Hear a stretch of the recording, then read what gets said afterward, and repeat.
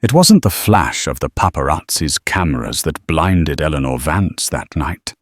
It was the chilling clarity of betrayal illuminated under the 1,000 crystal chandeliers of the Grand Astoria ballroom.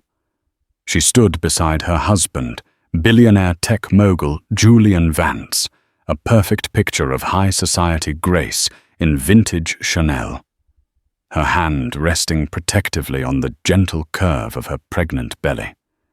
They were the golden couple, the envy of New York. But in seconds, a woman in a scandalously crimson dress would shatter that illusion, and Eleanor would prove that while a queen may be silent, her checkmate is devastatingly loud. The air in the penthouse overlooking Central Park was always still, a carefully curated silence that cost more than most people's homes. Eleanor Vance breathed it in the scent of white peonies and old money clinging to the damask wallpaper. At 34, she was the epitome of inherited elegance, a woman whose Ashworth lineage traced back to the city's founding patrons. But her family's name, though respected, was a gilded artifact. The fortune had dwindled to trust funds and traditions. Julian Vance, on the other hand, was entirely new. He was a hurricane of ambition, a tech visionary who had built Vance Innovations from a garage in Queens to a Silicon Alley titan. They met at a university benefit. She an art history major with a keen mind for strategy. He a brilliant engineer with a deficit of polish. Eleanor had been his making. She'd smoothed his rough edges, taught him which fork to use, and most importantly, leveraged her family's connections to secure his first round of major funding. She wasn't just his wife. She was the architect of his ascent, the silent partner who transformed his raw code into a dynasty. Now that dynasty was preparing for its coronation, the annual Starlight Children's Foundation Gala, an event they were chairing. It was Julian's moment to cement his status, not just as a titan of industry, but as a philanthropist, a modern-day Carnegie. "The Vanity Fair piece will be legendary," Julian said, striding into the living room. He loosened the silk tie of his Brioni suit, his reflection gleaming in the floor-to-ceiling windows.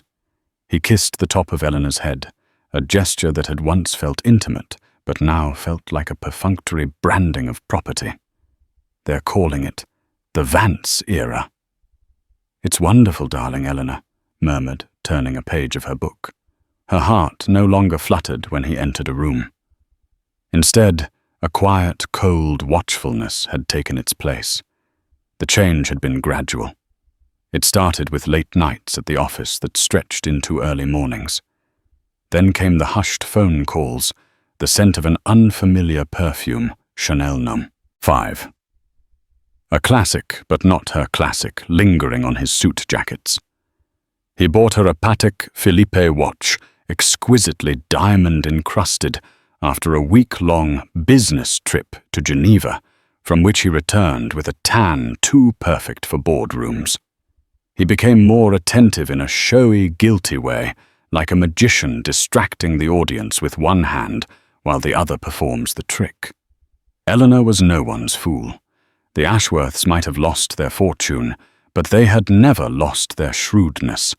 She had hired a discreet private investigator, a former MI6 agent named Alistair Finch, whose reports were delivered in plain manila envelopes and read like a cheap novel. The other woman's name was Isabella Rossi. 25 years old, an Instagram influencer who went by the handle The Gilded Lily. She peddled a fantasy of luxury, posing on yachts she didn't own, and in private jets she was merely a guest on. Her latest benefactor, it seemed, was Julian. Alistair's photos were a gallery of clichés, clandestine dinners at Balthazar, a weekend in the Hamptons, a stolen kiss in the back of Julian's Maybach. The worst part wasn't the betrayal itself, but the sheer unoriginal vulgarity of it. Julian, the man she had molded into a king, had chosen a court jester. Tonight was the gala. Eleanor had seen Alistair's final report that morning. Isabella Rossi was on the guest list, her ticket purchased through a shell corporation that linked back to a private Vance Innovations expense account. She was planning to be there. This wasn't just an affair anymore. It was an invasion. As her stylist Antoine put the finishing touches on her hair, Eleanor looked at her reflection. The baby, their son, kicked gently. For months, she had been paralyzed by a quiet, simmering rage. She had considered every option: a private confrontation, a messy divorce, a public exposé. But none of it felt right. Destroying Julian would mean destroying a part of herself, the part that had built this empire.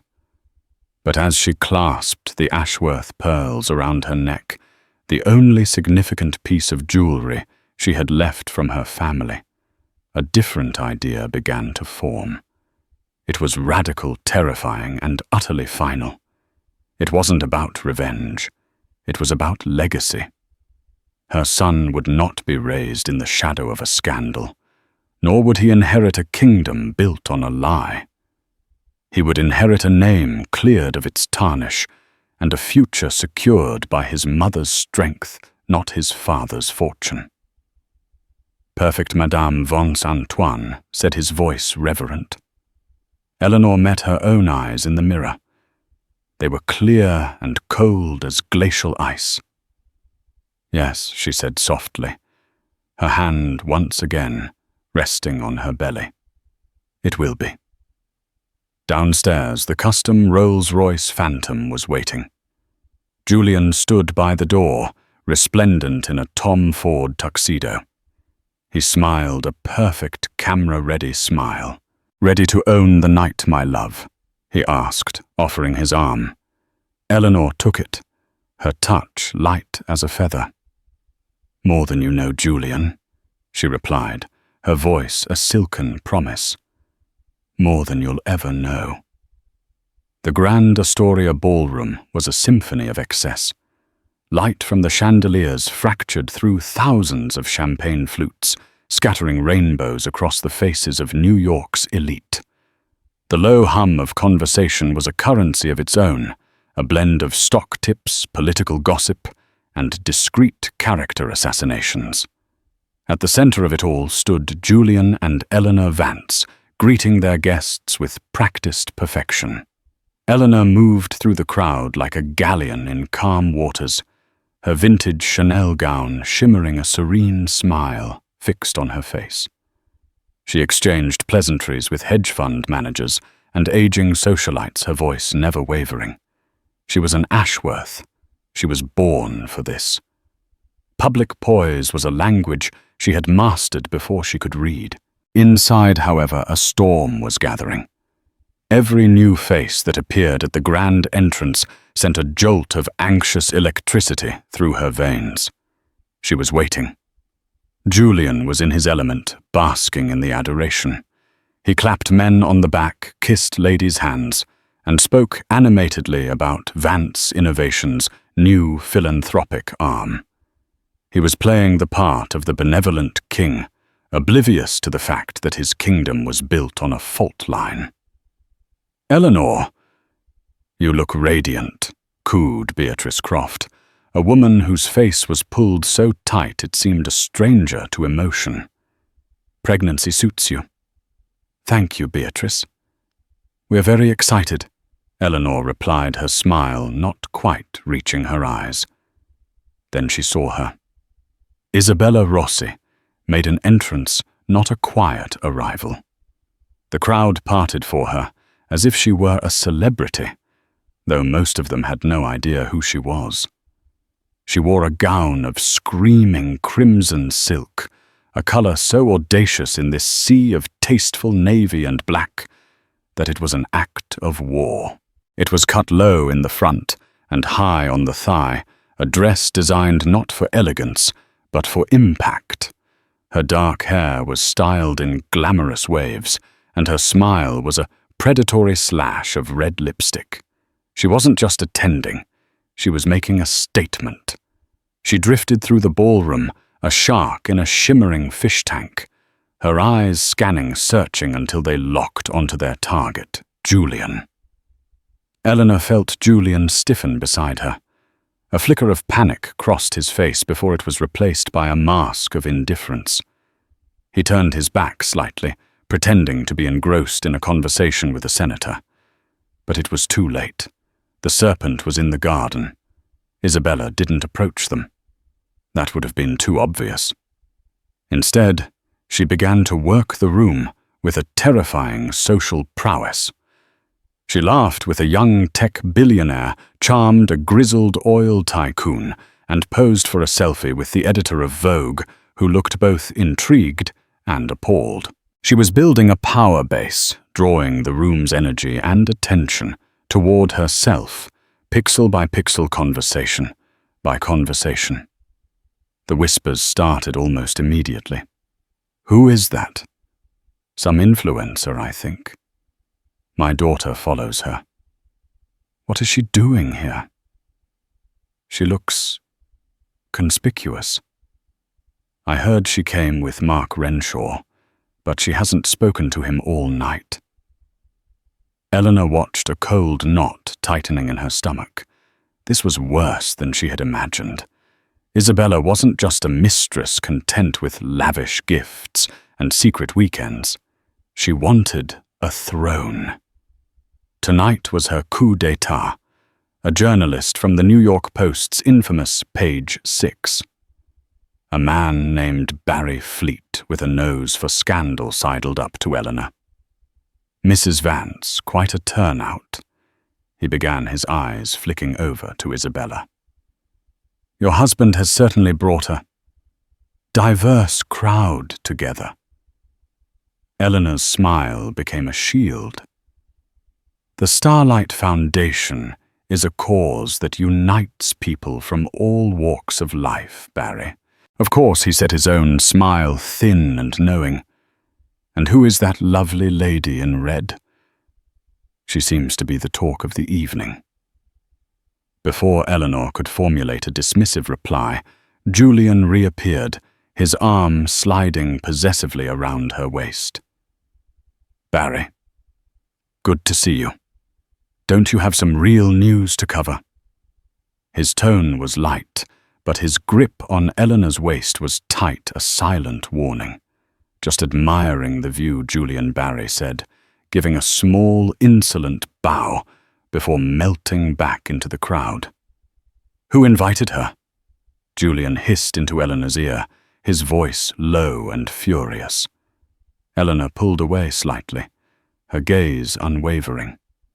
"I believe her ticket was paid for by the Vance Innovations Special Projects Fund," she said, her voice dangerously quiet.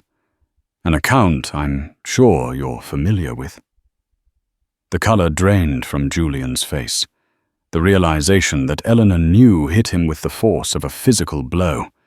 His carefully constructed world began to tremble. For a moment he looked not like a titan of industry, but like a small boy caught with his hand in the cookie jar.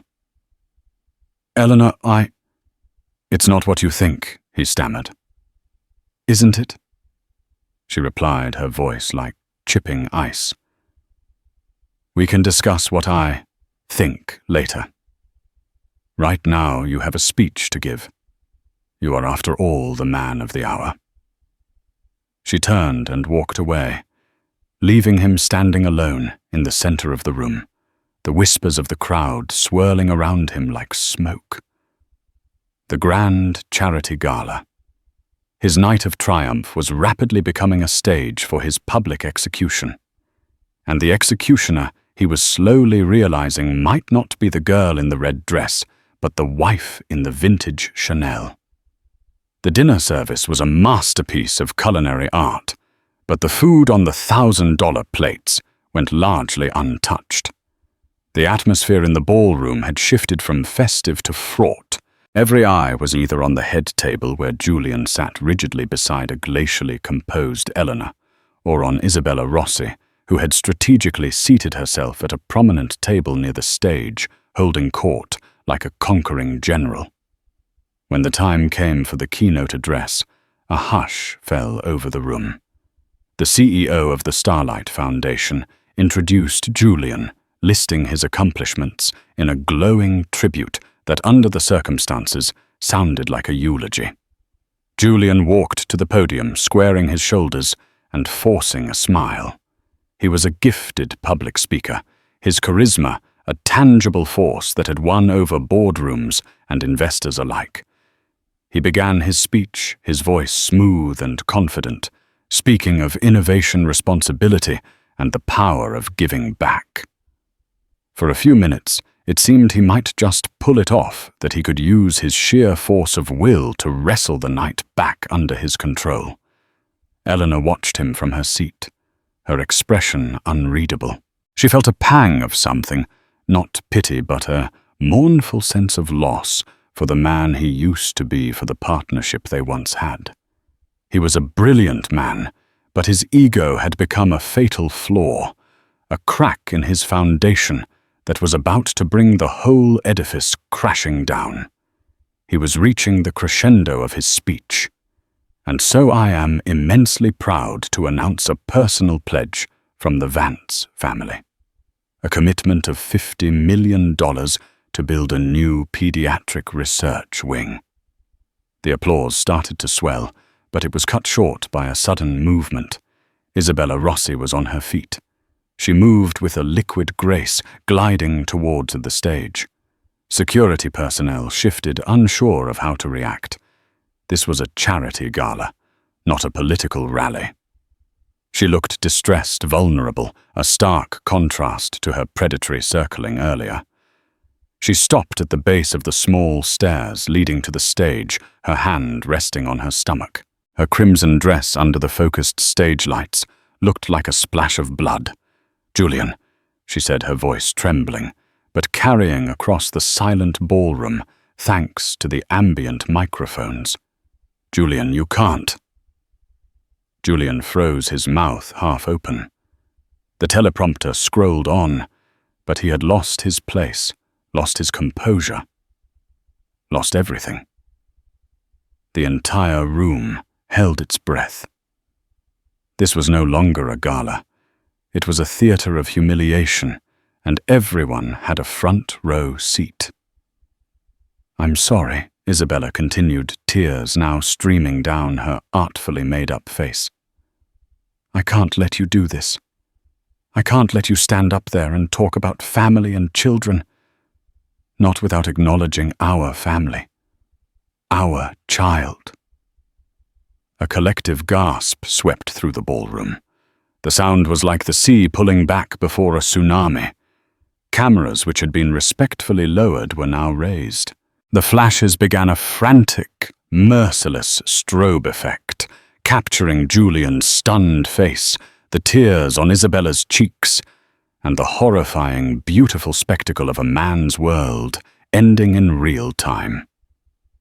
Isabella's hand was still on her stomach, a deliberate theatrical gesture. The implication was clear, a direct and devastating counter to the image of the gracefully pregnant Eleanor sitting at the head table. "He loves me," Isabella declared to the silent captive audience. "He was going to leave her. He promised. He promised to give our baby his name."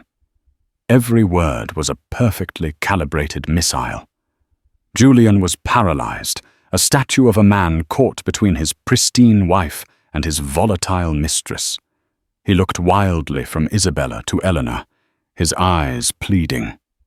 But Eleanor's face was a mask of calm. There was no anger, no hysteria, no tears. There was only a profound, unsettling stillness. She didn't scream or run.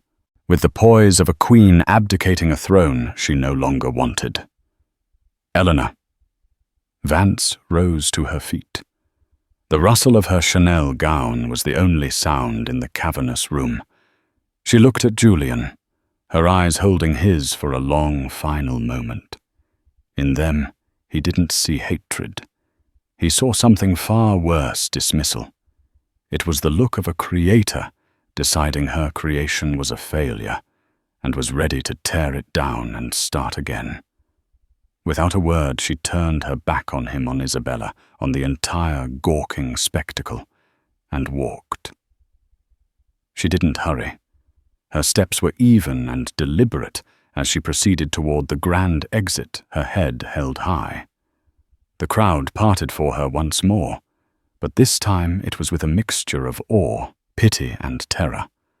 As the heavy ballroom doors swung shut behind her, the silence she left in her wake was more damning than any accusation she could have ever uttered.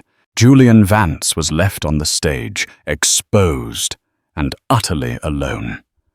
The ruins of his perfect life scattered at his feet. The spotlight was still on him, but all it illuminated was his shame.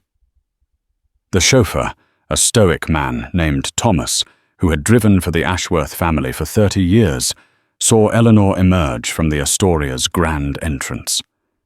He saw the phalanx of paparazzi swarming their questions, shouted like accusations. He saw her face unnaturally calm under the barrage of flashbulbs, and knew, without being told, that the world had irrevocably changed. He had the car door open before she reached the curb, shielding her from the worst of the onslaught as she slid into the cool, leather-scented sanctuary of the Rolls-Royce. Home. "Thomas," she said, her voice even. "Straight away, Mrs. Vance," he replied, navigating the limousine out of the chaotic driveway with practiced ease. The journey back to the penthouse was silent. The glittering skyline of Manhattan blurred past the tinted windows, a city of dreams that had, for her, become a prison of lies. But she wasn't escaping. She was liberating herself. Julian, she knew, would be expecting hysterics. He would anticipate a night of screaming matches, thrown objects, and tearful recriminations. He would assume he could manage the situation, that he could deploy his well-honed tools of charm apology and expensive gifts to smooth things over just as he always had. He believed he was the king in this chess game. He had no idea that he was merely a pawn, and that she had been setting the board for this exact move for months. The moment she stepped into the silent penthouse, she did not go to the bedroom to weep. She went to her study, a room Julian rarely entered, dismissing it as her hobby space. It was paneled in dark cherry wood and lined with first editions, but its most important feature was a state-of-the-art encrypted phone. She sat at her mahogany desk and made her first call. It was not to her mother nor to a friend. It was to Marcus Thorne, senior partner at the law firm of Sterling and Crest, a man whose ruthlessness in corporate law was legendary. He was old money like her, and understood that the most brutal battles were fought not with volume, but with paperwork. "Marcus," she said, when he answered his voice alert, despite the late hour. "It's Eleanor Vance. It's time." "I saw the news alerts," he replied, his tone devoid of surprise. "Are you certain he brought her to the gala?"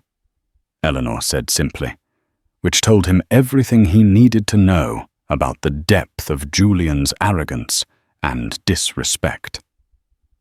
"The instructions you gave me in May are prepared," Marcus said. "The triggers are all financial and legal. They require your signature on the authorization documents. I have them ready. Once you sign, the sequence is irreversible. It will take approximately 12 business hours for the primary transfers to clear. He will be completely locked out by Monday morning. I'll be at your office at 7 a.m., she said. "I will be waiting. And Eleanor?" "Yes, Marcus. Well played." She hung up and made her second call, this time to the head of her private security team. "David, I need you to facilitate my departure from the penthouse.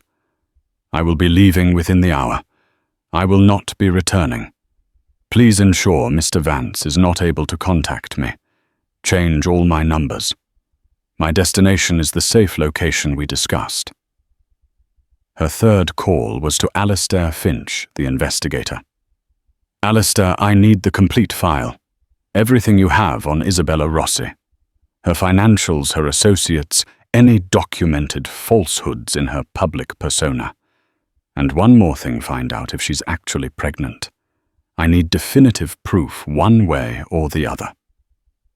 Eleanor worked with chilling efficiency. This was not a woman scorned.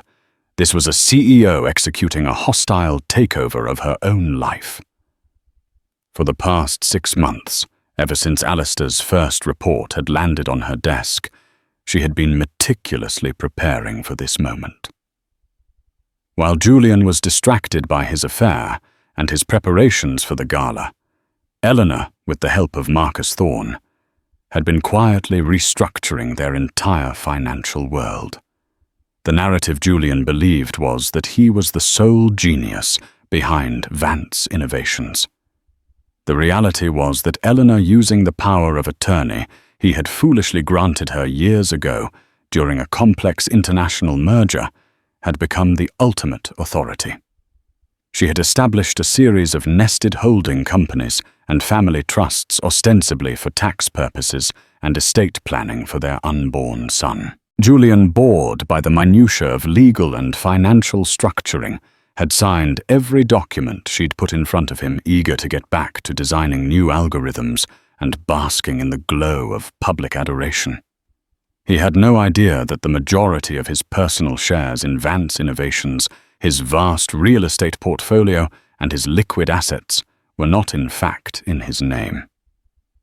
They were in the name of the Ashworth Vance Legacy Trust, an entity of which she was the sole executor, and he was merely a conditional beneficiary. A beneficiary whose access could be revoked under a very specific, carefully worded morals clause. A clause that cited public infidelity and actions that could bring the family name into disrepute as grounds for immediate and total forfeiture. She had built his kingdom, and she had, with the stroke of a pen, built the legal mechanism to take it all away. She packed a single suitcase with essentials, leaving behind the designer gowns, the glittering jewels, and the life that had become a beautiful lie. As she walked through the opulent living room, for the last time, she paused by a silver-framed photo on the mantelpiece. It was from their wedding day. They looked so young, so full of promise. A tear, the first she had allowed herself to shed, traced a path down her cheek. She wept not for the man he was now, but for the man she had once loved, the man she had helped create, and the man who had, in the end, proven unworthy of the crown she had placed on his head. She wiped the tear away, her resolve hardening once more. The past was a ghost. Her future and the future of her son was all that mattered now. The Queen had made her move. Now it was time for the world to watch the king fall. Julian stumbled into the penthouse just before dawn, reeking of stale champagne and defeat. The gala had imploded. After Eleanor's dramatic exit, the event had descended into chaos. He'd fled the stage, hounded by questions from his board members, and the press, leaving a bewildered Isabella to face the fallout alone. He spent hours with his PR team, a crisis meeting in a sterile hotel conference room, trying to spin a catastrophe into a misunderstanding. Their advice was unanimous: fix things with Eleanor. Publicly, she was the wronged party. The pregnant wife, the picture of dignity. She held all the cards. He expected to find her in their bedroom, a fortress of sorrow. Instead, he found the room empty. Her side of the closet was bare, her jewelry box open and vacant, save for the gaudy Patek Philippe watch he had given her. On the pillow was a single white envelope. His hands trembled as he opened it. It wasn't a letter filled with rage or heartbreak. It was a cold, formal notice from Sterling and Crest, informing him that, effective immediately, Eleanor Vance had filed for divorce on grounds of adultery. It also informed him of a temporary restraining order citing emotional distress, and instructed him to direct all communication through her legal counsel. He laughed a harsh, broken sound. A restraining order. A divorce. It was dramatic, yes, but manageable. He was Julian Vance. He had an army of lawyers. They would settle. He'd give her whatever she wanted, the penthouse a generous alimony. He could weather this. He would release a statement, apologize for his lapse in judgment, and in a few months the scandal would fade. He picked up his phone to call his own lawyer, but the line was dead. He tried the landline. It too was disconnected. A cold dread, colder than anything he'd felt on that stage, began to seep into his bones. He went to his computer to check his accounts to begin the process of moving money and protecting his assets. Access denied. He tried his private banking portal. Access denied. He tried his trading account. Access denied. A message flashed on the screen. For information regarding this account, please contact the Office of the Executor for the Ashworth Vance Legacy Trust. The name hit him like a physical blow. The trust, the boring paperwork Eleanor had him sign over the years, the estate planning he had dismissed as tedious formalities. He had thought it was about protecting their future. He never imagined it was about protecting it from him.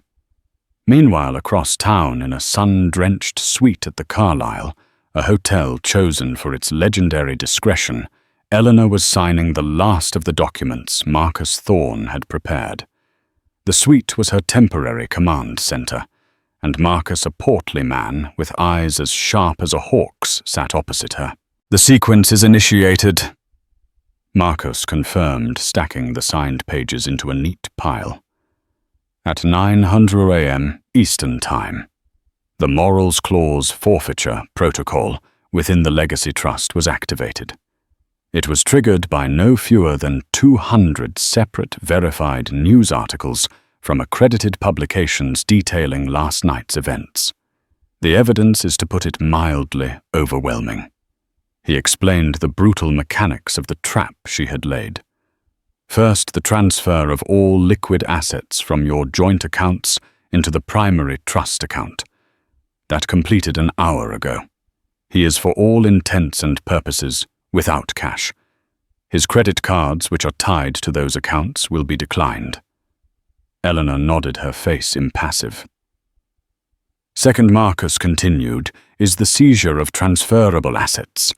The deed to this penthouse, the house in the Hamptons, the chalet in Aspen, and the villa in Lake Como. They are all owned by a holding company, which is in turn owned by the trust. He is now, legally, a guest in his own home. And the company, Eleanor asked, her voice steady. The most elegant part of the plan, if I do say so myself, Marcus said, with a thin smile. Your husband's controlling interest in Vance Innovations, 51% of the voting stock, was never in his name directly. It was held by that same holding company.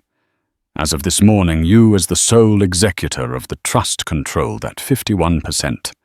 You are now the majority shareholder of Vance Innovations. The sheer audacity of it was breathtaking. She hadn't just taken his money. She had taken his creation, his identity, his entire empire. He will fight it, Eleanor stated. He will try, Marcus corrected. He will claim coercion, that he didn't know what he was signing. But every document was signed with his own lawyers. Present. Lawyers you encouraged him to hire to ensure his own due diligence. We have records of every meeting, every email in which he stated he was too busy with innovation to read the fine print and delegated the final review to his team. His negligence is not a legal defense. It is in fact the very rope with which he has hung himself. A secure laptop on the table chimed. It was an email from Alistair Finch. The subject line was succinct, Isabella Rossi. Eleanor opened it. The file was comprehensive. Financial records showed Isabella was deep in debt before she met Julian. Social media analysis revealed a history of fabricated sponsorships and inflated follower counts. But the final attachment was the masterstroke. It was a medical report surreptitiously obtained by one of Alistair's contacts. Isabella Rossi was not pregnant.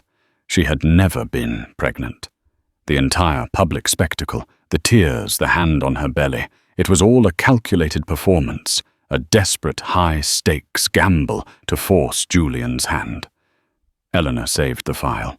This was not a weapon she would use immediately. It was the final devastating card she would keep hidden, to be played only when the time was right. She looked out the window at the city below. For years she had lived in Julian's shadow, the quiet, elegant woman behind the great man. They had all underestimated her Julian Isabella, the whole of New York society. They saw an Ashworth and thought of brittle tradition and quiet grace.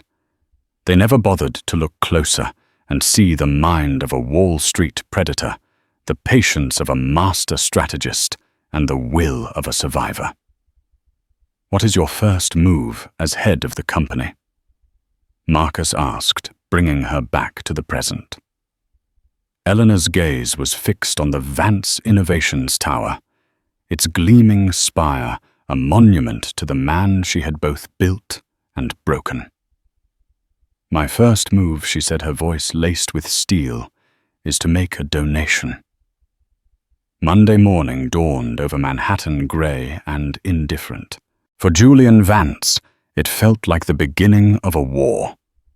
He was holed up in a glass-walled conference room on the 48th floor of his lawyer's office, a sterile box of chrome and black leather that felt more like an observation deck for his own demise. His lawyer, a portly, grim-faced man named Arthur Hayes, sat across from him, a stack of unpromising legal briefs forming a fortress between them. "She can't do this, Arthur," Julian said, for the 10th time, pacing the room like a caged animal. His Tom Ford suit, the very armor of his success, now felt like a costume. "Freeze my accounts. Seize the properties. It's a scare tactic. We hit back, we file injunctions, we sue for something coercion, undue influence." Arthur sighed, polishing his glasses with a silk cloth. "Julian, we've been over this. Your signature is on every page of the trust documents. You had your own counsel review them. You emailed Eleanor and I, quote, handle the boring stuff, I've got a world to build.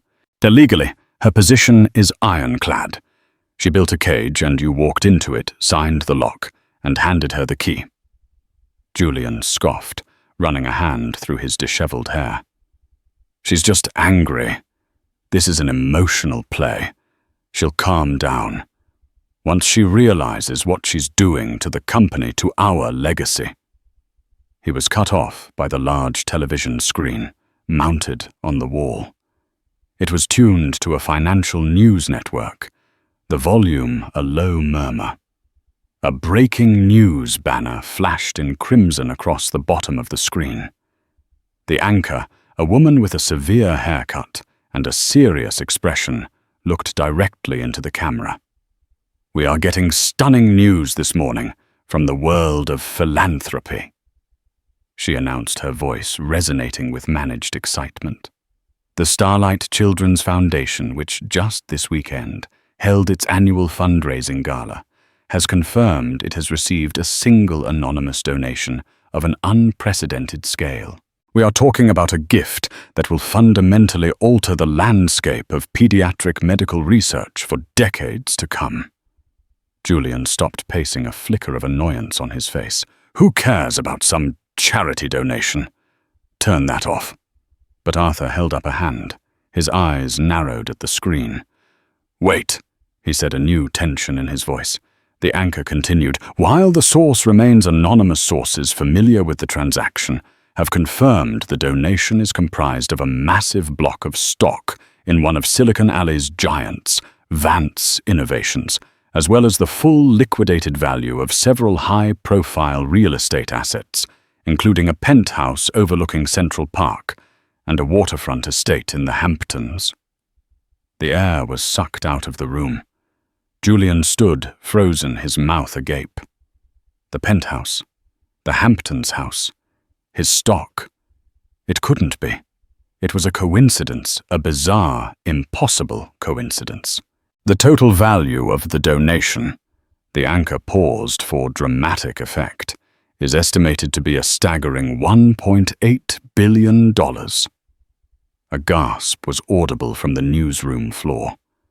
Financial analysts were brought on screen, their faces a mixture of shock and awe.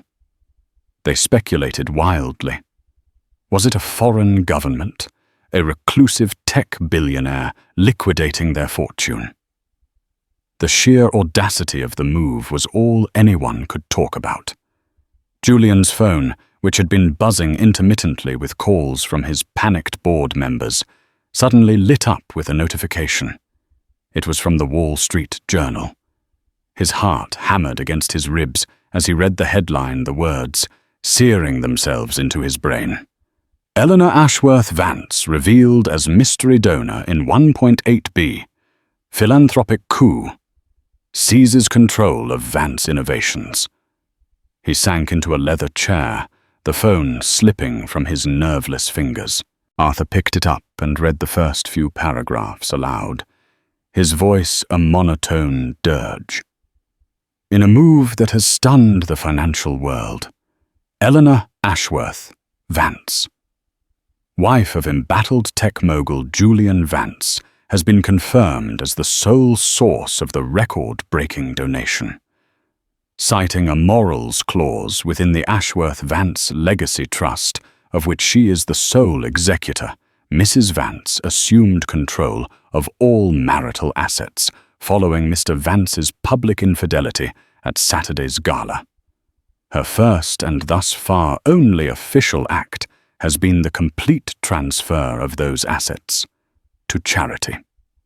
A spokesperson for Mrs. Vance Marcus Thorne of Sterling and Crest states, Mrs. Vance believes that a fortune amassed under the banner of family should serve to protect the futures of other families.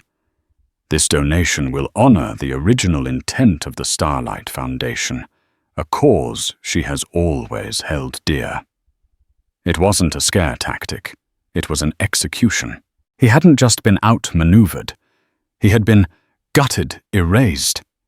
The money, the houses, the art, they weren't just things. They were him. They were the tangible proof of his genius, the scorecard of his life. And she had taken that scorecard, set it on fire, and used the warmth to toast her own sainthood. The public wouldn't see this as a ruthless corporate takeover. They would see it as the ultimate act of poetic justice, a righteous and magnificent act of charity. His phone began to ring, a shrill, insistent sound in the funereal silence of the room. The caller ID flashed Isabella. He numbly accepted the call. Julian. What the hell is going on? She shrieked, the carefully constructed vulnerability of the Gala replaced by a raw, screeching panic. The news. They're saying you're broke. They're saying she has everything. Tell me it's not true. It's a complication. Bella Julian managed, his voice hollow. My lawyers are handling it. It's a temporary. Temporary, she spat the word, dripping with contempt. My American Express was just declined at Cartier. My driver called and said the account for the car service has been terminated. You promised me a world, Julian. You promised you would leave that cold witch and give me everything. And I will. He pleaded the words tasting like ash in his mouth. I just need time to fight this. A cruel, humorless laugh echoed down the line. Fight with what, Julian, you have nothing. Do you understand that I attached myself to a rocket ship, not a flaming piece of wreckage? I am not going down with your sinking ship." "Bella, wait. Don't call me again," she snarled. "You've ruined me." The line went dead. He stared at the phone, a monument to his own spectacular stupidity. He had risked his kingdom for a woman who wouldn't stand by him for a declined credit card. As if the universe had one final blow to deliver, an email notification popped up on his screen. It was forwarded from his now former COO, a man he had mentored for a decade. There was no message in the body, only the forwarded internal memo that had just been sent to every employee at Vance Innovations. The subject line read, "A new chapter for Vance Innovations." He opened it, his eyes scanning the cold corporate prose authored by his wife. "To the employees and board of Vance Innovations, today marks a new chapter for our company. A chapter defined by integrity, accountability, and a renewed focus on our core mission of innovating for a better future. To that end, the board of directors under my new leadership as chairperson has unanimously voted on a change in executive leadership. Effective immediately, Julian Vance has been removed from his position as CEO and all other roles within the company and its subsidiaries. His access to all company property and systems has been revoked. We thank him for his initial vision in founding this company and wish him well in his future endeavors. Further announcements regarding interim leadership will be forthcoming. Sincerely, Eleanor Ashworth Vance, Chairperson of the Board." He was a footnote, a thank you for your service in the history of the empire he had built. Staring at his reflection in the dark, silent television screen, Julian Vance finally understood the full, terrifying scope of his defeat. Eleanor had never wanted the money. She hadn't wanted the houses or the company. She had wanted to take away the idea of him. She had transformed his wealth from a symbol of his power into a public monument of his failure. The world would forever remember him not as the genius who built Vance Innovations, but as the man whose wife gave away his entire fortune on the day she left him. He was left with nothing but an expensive suit, a mountain of legal bills, and the agonizing echo of his own hubris. The aftermath of the Vance implosion was not a fleeting storm, but a permanent change in the city's climate. Julian Vance, once a Sun King, around whom the tech and social worlds orbited, became a black hole. His name was now a synonym for hubris, a cautionary tale whispered over Negronis at the members-only clubs he could no longer enter. He existed in a state of suspended humiliation, living in a minimalist corporate apartment in Battery Park City, with borrowed furniture and walls that seemed to absorb all sound. The vibrant kiss of his former life was replaced by an oppressive silence, broken only by the relentless hum of the news cycle detailing his own demise. He tried to fight back a general with no army. He called old friends titans of industry who had once courted his favor and laughed at his jokes. The calls went unreturned. The one time he did get through to a hedge fund manager he'd known for a decade, the man's voice was full of a cold, unfamiliar pity. "I'm sorry, Julian. I can't be seen to be involved. You understand. It's business." In a desperate act of self-preservation, Julian agreed to a prime-time television interview, believing his charisma could still win the public over. It was a catastrophe. Seated opposite a sharp, unsympathetic journalist, his arguments came across as the pathetic whining of a dethroned monarch. He blamed Eleanor's emotional state. He blamed Isabella's manipulation. He blamed everyone but the arrogant man staring back at him from the monitor. The public's verdict was swift and brutal. Online, he was branded Billionaire Baby, a meme-worthy spectacle of entitled delusion. The interview did not salvage his reputation. It buried it in concrete. His final connection to the man he once was, a collection of rare Patek Philippe and Audemar's Piguet watches, was sold at a private, deeply discounted auction to cover the first wave of Arthur Hayes's legal fees. As he handed over the last timepiece, a watch Eleanor had given him on their 5th anniversary, he finally understood. He hadn't just lost his fortune. He had lost his past, and with it any conceivable future. Isabella Rossi's fate was a swifter, more vulgar public execution.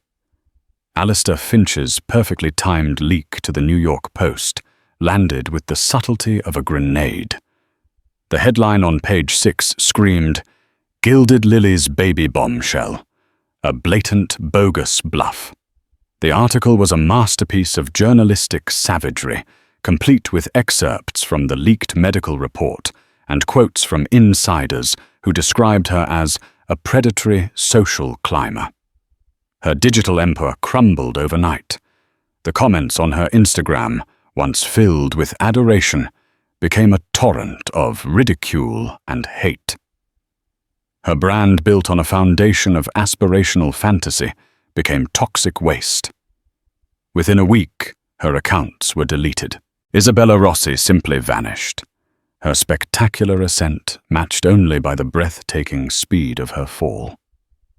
While the ashes of their former lives settled over New York, Eleanor was breathing clean air.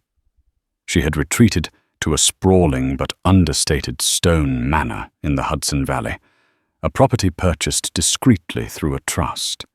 It was a place of old-growth oaks and rolling hills where the loudest sound was the wind in the trees.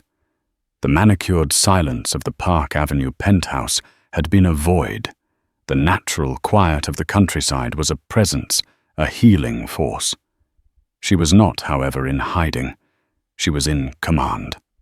From a secure, state-of-the-art office overlooking a serene English garden, Eleanor Ashworth, Vance proved to be a more formidable leader than Julian had ever been.